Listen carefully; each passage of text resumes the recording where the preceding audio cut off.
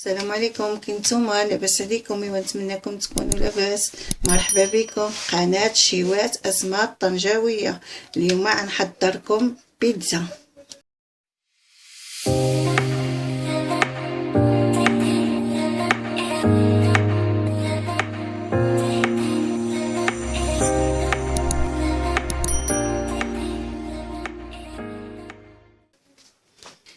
عندي العجينه مشريه ما عجنتهاش، فهمتي، شارياها.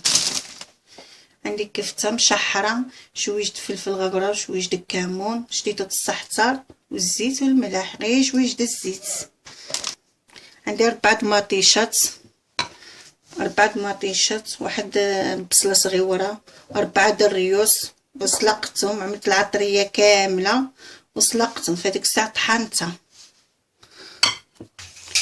عندي الزيتون قطع كحل، عندي الجبن محكوك، عندي الزعتر، عندي الفلفله خضر صفرة.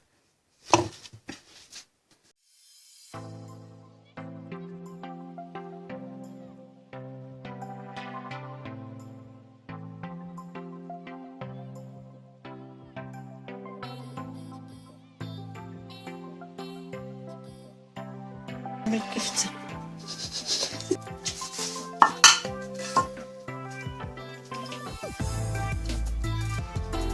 غادي نعمل الجبن.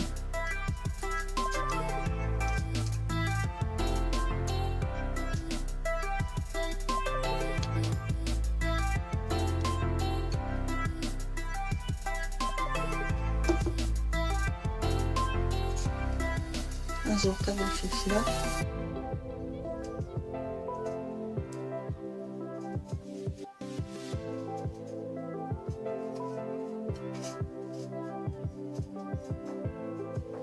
من الزيتون،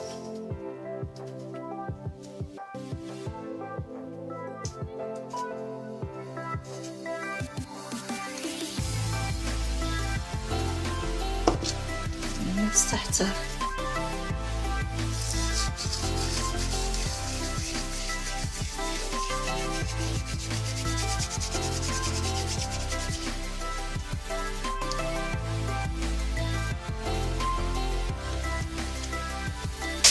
هذه هي البيتزا ديالنا.